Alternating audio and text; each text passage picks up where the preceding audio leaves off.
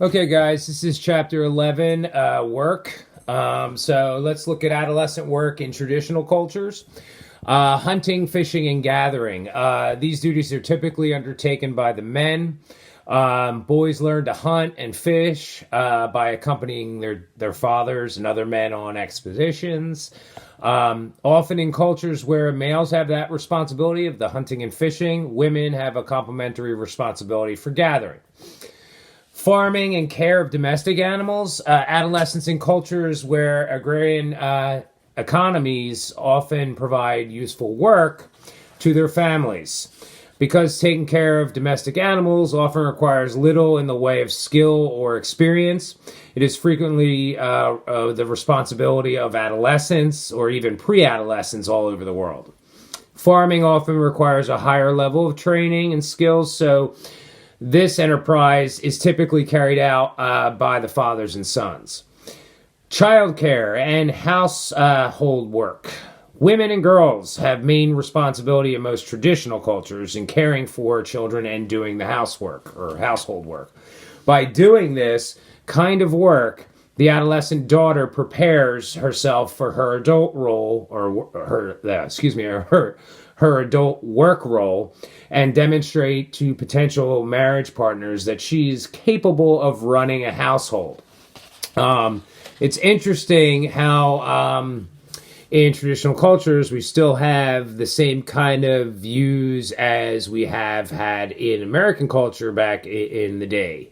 So they're still there. Now, things are starting to improve in that area, basically because of globalization. So now, adolescent work before the 1900s. In Europe, from about 1500 to 1700, it was common for young people to leave their homes to take part in what's called life cycle service during their late teens and 20s. As industrialization has proceeded in the 18th and 19th century, it became common for adolescents to work in factories. Now, the adolescent workplace. Most American girls will babysit as their first job. Now, in my class, one of the things that I used to do is question people on whether they'd be all right with me babysitting their child. Meaning, being a male and being an adolescent at the time, say, would you hire a male to babysit your children? Or would you have issue with that? And I kind of feel like there's a gender discrimination based on being a male. Because it would have been nice to babysit versus having to cut lawns and mow or shovel snow or things like that. So, or get a job as, I don't know, a busboy or whatever. Now, American boys usually do yard work as their first work experience. For the older adolescents, the majority of work is in restaurants or retail sales. On average, high school sophomores work about 15 hours per week, and seniors work about 20 hours per week. But there is an effect to the individual that works. One, like, think about it. If I'm working hours, 20 hours, say, that will affect the time I spend on school. So, anyway, we'll get into that in a few. But work and psychological functioning. So, beyond 20 hours per week, problems become considerably worse. Beyond 10 hours per week, you see like possible anxiety, depression, sleep per night declines, and disruption to eating and exercise habits. Now, up to 10 hours per week, there's not related to many psychological symptoms. There's little effect on the adolescent's development. But as we go up past those hours, then you start to see some effect of working. Problem behavior and work. So, for instance, adolescents who work are more likely to use alcohol, smoke cigarettes, use drugs, and a lot of these jobs, they may be around older people. And older people may drink, may do drugs, may smoke, whatever. So there's an influence there. So, again, when they're working and they're with older individuals, there's a higher percentage chance that they could end up being or starting to smoke, use drugs, drink alcohol, whatever. Now, Murnane and Levy in 1997, there's a study in your text you can read on. It concluded that there are 6 basic skills that are necessary for success at office jobs and factory jobs that are now available to these high school graduates. 1, reading at a ninth grade level or higher. 2, doing math at a ninth grade level or higher.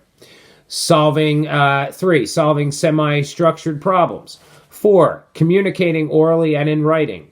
5, using a computer for word processing and other tasks. And 6, collaborating in diverse groups. Now, Job Corps. I think I mentioned in the last lecture about one of the kids that I worked with that I sent to Job Corps. So, Job Corps began in 1964. This is a job training program for emerging adults in the United States. It currently serves 60,000 new participants ages 16 to 24 years of age in low-income areas all over the U.S.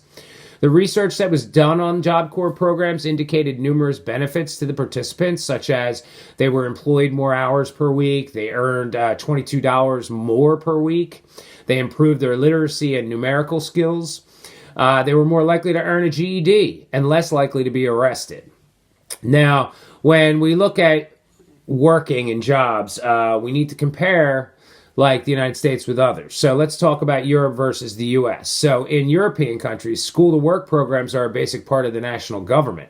So in the US, there is not a political consensus about the value of such a program. So it's not necessarily something that's a law to put into play, and this is what has to happen. I do believe that if I had experiences in psychiatric, or I should say psychological field while I was in high school, it may have changed my opinion of whether to go into the field or not. I definitely believe that. I also definitely believe that developing skills while still in school is a benefit for any individual. Now, apprenticeship programs in Western Europe. These apprenticeships is where the apprenticeship programs is where an adolescent novice serves under a contract to a master who has substantial experience in a profession. Could be plumbing, could be a lot of things. In the German example, for instance, 60% of all 16 to 18-year-olds are in some form of an apprenticeship program. The common feature of these apprenticeship programs are that there's an entry at age 16. It lasts about 2 to 3 years. They continue part-time schooling while apprenticing, being apprentices. School curriculum closely is connected with their training and training that takes place in the workplace. There's also preparation for a career in a respective profession that provides an adequate income. Donald Super talked about occupational goals. And ding, ding, ding, he's definitely going to be on your exam somewhere, whether it's this exam or your final. So Donald Super's theory of the development of occupational goals begins with adolescence and continues through 5 stages into adulthood. And they are as follows. So 1 is crystallization, where you see around age 14 to 18. 2, specification, where you see from ages 18 to 21. 3, implementation, ages 21 and 24 to 24. 4, stabilization, ages 25 to 35. And consolidation, ages 35 and up. Now, we have many influences on occupational goals, like, for instance, personal characteristics or personality characteristics. People will seek occupations that they judge to be consistent with their interests and talents. I've always been told that I'm good with helping people I'm able to listen to people's problems and give them good advice, I guess, when I was growing up. So it's probably why I steered towards the field of psychology. Also, gender is a substantial influence on job choice also. And it's interesting, you see, like in nursing, for instance, a higher percentage of women than men. Now, women are seen as nurturers, if you remember in a prior lecture. But it's interesting now that males have a higher chance of getting a job in nursing versus females, only because they're trying to kind of equal up the genders, where you have more males in the field that aren't necessarily in the field now. Teachers, same thing. They want more males. Police, on the other hand, want more females. Because any female that gets pulled over and they need to frisk, a male police officer is not allowed to do that. So they need to call in a female officer to come and do that. But it's interesting how personality choices, gender plays a part in occupational choices. And it's interesting. For instance, one of the highly dominant male fields is construction. And it's interesting only because I have friends, a friend, I should say, that owns a construction company, and she is female, and her lead foreman is female. They get some contracts over others because there needs to be some equality here, and there really isn't. So, and some of you have experienced their construction. For instance, perfect example is they did the rebar for the stadiums in Philadelphia. So, anyway, Holland's theory of personality categories I want you guys to look at. And if you ever get a chance, there's a website. It's called Occupational Handbook. Kind of looks at personality characteristics, and if you choose to do the test on there, they can give you like what fields are best for you. I had to do it in undergraduate when I think it was it was graduate school when I took a career counseling course, and they kind of taught us how we lean towards fields that are based on our personality characteristics. So, moving on, work in emerging adulthood. Unlike the adolescents, most emerging adults are looking for a job that will turn into a career. In the course of emerging adulthood, you may try 7 or 8 different jobs between the ages of 18 and 30 before you find the right one for you. It's important to kind of test the waters. I am a perfect example of that. I've went into so many different aspects of human services, from different populations, from children to geriatric population, different subfields, for instance, addiction, HIV and AIDS, chronic mentally ill, adoption, things like that.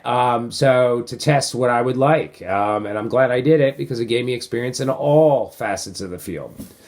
Okay, now during COVID, one of the things you're seeing is a higher rate of unemployment. I want to go over unemployment. So this refers only to people who are not in school, are not working, and are looking for a job. In both Europe and the United States, the unemployment rate for emerging adults is at least twice as high as for adults beyond age 25. Now, the days are gone in the U.S. where stable, high-paying jobs were plentiful in settings such as automobile factories and steel mines and things like that. Now, what can be done? Upgrading education, for instance. Financial support for schools should be more centralized and more equal. Improve school-to-work programs, so young people in urban areas are especially harmed by the lack of effective programs. Improve them. Improve access to employment. So most new jobs are opening up in suburban areas, which is a problem for young people in inner cities because public transportation is inadequate and few of them have access to a car. And provide government-funded public service jobs. So having young people serve in jobs such as nurses' aides or bridge painters would give them some useful work experience and enhance the quality of life in the areas they live. I do say that if my kid is needing a job, I really don't want them painting a bridge because, hey, that's some scary stuff. But improving these government-funded public service jobs would be something that could benefit these individuals in unemployment, especially for the kids that want to work and can't find jobs. Community service in adolescence. So adolescents who volunteer tend to have higher sense of personal competence, higher educational goals, higher ideals, greater desire to help others, a greater sense of social responsibility, and parents who also volunteer. Community service in emerging adulthood. We have what's called the Peace Corps, which is an organization that sends American volunteers around the world to assist people in other nations by providing knowledge and skills in areas such as medical care, housing, sanitation, food production. I actually had a friend that went into the Peace Corps, and she talked about how, before she left, at least we talked about, that she had to have everything stocked up and ready to go on pallets to be sent over where she was going for the amount of time she was going to be there. I think it was for 2 years. I could be wrong on that, but I think she was going for 2 years, and she had to have everything ready to basically, because it wasn't like she was going to go to a store somewhere and pick up the needs, something she needed. So she had to have everything she was bringing with her for a 2-year period. AmeriCorps is another program. This does not originate as a volunteer program, but instead sponsors volunteers to work in local community organizations, doing such work as tutoring, helping people with disabilities, and working with elderly people. So AmeriCorps I like a lot because it's servicing people in America. We still have a lot of bad problems in the United States that need to be addressed, and AmeriCorps helps with some of that, which is good. I believe in both programs, but I do believe in AmeriCorps a little bit more, just because it's helping what we see every day. That there are deficits in our country that need fixing. So, okay, well, that's it for the work chapter. So I hope you got something out of it. If you guys need anything or you have any questions on this chapter, feel free to email me on Canvas, and I will definitely get back to you. Any questions, concerns, let me know, and look for the next lecture to come up. See you guys later.